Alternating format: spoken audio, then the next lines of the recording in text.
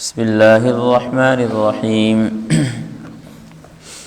قل لا أجد فيما أوحي إلي محرما على طاعم يطعمه إلا أن يكون ميتة أو دما مسفوحا أو لحم خنزير فإنه رجس أو فسقا أهل لغير الله به فمن اضطر غير باغ ولا عاد فإن ربك غفور رحيم۔ ترجمہ آیت: اے پیغمبر ان سے کہہ دیجئے جو وحی مجھ پر نازل کی گئی ہے اس میں تو کوئی چیز ایسی نہیں پاتا جس کا کھانا حرام کیا گیا ہو الا یہ کہ وہ مردار ہو یا بہتا ہوا خون ہو یا خنزیر کا گوشت ہو، کیونکہ وہ ناپاک ہے، یا ایسا گناہ کا جانور جس پر اللہ کے سوا کسی اور کا نام لیا گیا ہو۔ ہاں، جو شخص ان چیزوں میں سے کسی کے کھانے پر انتہائی مجبور ہو جائے جبکہ وہ نہ لذت حاصل کرنے کی غرض سے ایسا کر رہا ہو نہ ضرورت کی حد سے آگے بڑھ رہا ہو، تو بے شک اللہ بخشنے والا بڑا مہربان ہے۔ پیچھے آیات میں مشرکین مکہ کے ان جانوروں کی تردید تھی جو وہ اپنے اوپر حرام کر کے بیٹھے ہوئے تھے، جبکہ حقیقت میں وہ اللہ نے جانور حلال رکھے ہیں۔ انہی میں سے کچھ ذکر کر دیے گئے تھے، کچھ کا ذکر اس آیت میں آیا۔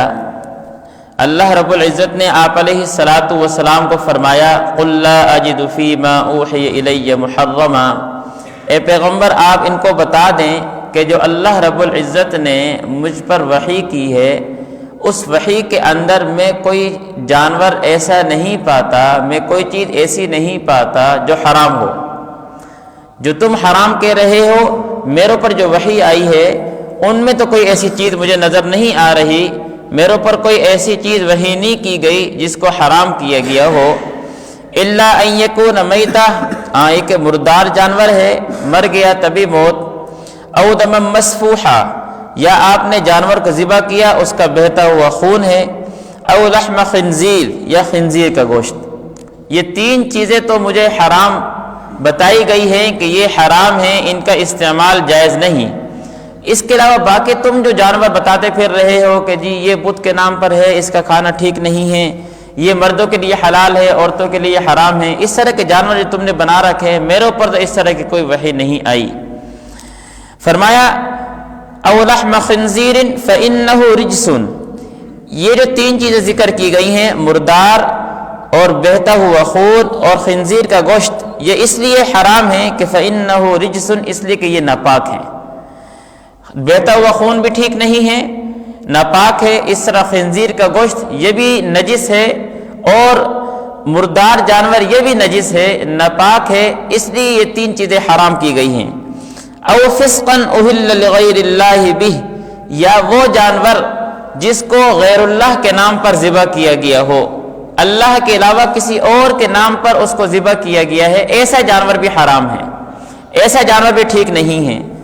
اچھا، مفسرین فرماتے ہیں کہ جو پچھلے تین جانور ہیں، مردار ہے، دم مسفوح ہے اور خنزیر کا گوشت ہے، اس کے بارے میں اللہ نے فرمایا فإنہ رجس، کہ یہ ناپاک ہے۔ اور اہل لغیر اللہ، غیر اللہ کے نام پر جو جانور ذبح کیا گیا اس کے متعلق فرمایا او فسقا، یہ فسق ہے۔ فسق کا مطلب کیا ہے کہ وہ حرام بھی ہے اور وہ شرک بھی ہے، کہ غیر اللہ کے نام پر ذبح کر رہے ہو، اس کے اندر شرک بھی پایا جا رہا ہے اور اس کے اندر گناہ کبیرہ بھی ہے۔ اور جو رجس ہے، پیچھے جو تین جانور مردار ہو گئے، دم مسفوح ہو گیا اور خنزیر کا گوشت ہو گیا، یہ تو ناپاک ہیں، نجس ہیں، اس میں شرک والی کوئی بات نہیں ہے۔ اس لیے غیر اللہ کے نام پر جو جانور ذبح کیا جا رہا ہے اس کے متعلق فرمایا جا رہا ہے او فسقا، کہ یہ فسق ہے، بڑا گناہ بھی ہے اور اس کے اندر شرک والا شائبہ بھی پایا جا رہا ہے کہ یہ غیر اللہ کے نام پر ذبح کیا گیا ہے۔ فمن اضطر غیر باغ ولا عاد فإن ربک غفور رحیم، ہاں یہ جانور مردار ہو گیا، دم مسفوح ہو گیا، خنزیر کا گوشت ہو گیا، غیر اللہ کے نام پر ذبح کیا گیا، اگر ایک آدمی ایسا ہے اس کو کھانے کو کچھ نہیں مل رہا، جان کو خطرہ ہے، یا پینے کو کچھ نہیں مل رہا، پیاس سے وہ مر رہا ہے، تو پھر وہ بہتا ہوا خون اتنا پی سکتا ہے کہ اس کی زندگی بچ جائے، اور اتنا جانور وہ حرام والا کھا سکتا ہے کہ اس کی زندگی بچ جائے، بھوک کی وجہ سے وہ مرے نہیں بس۔ فرمایا نا فَمَنِ اسْتُرَّ غَيْرَ بَاغٍ، ہاں اگر کوئی ساتھی، کوئی شخص انتہائی مجبور ہو اور وہ لذت حاصل کرنے کے لیے نہ کھائے تو پھر اللہ رب العزت معاف کرنے والے ہیں، پھر کھانے میں کوئی حرج نہیں ہے۔ لیکن یہاں پر ایک سوال ہوتا ہے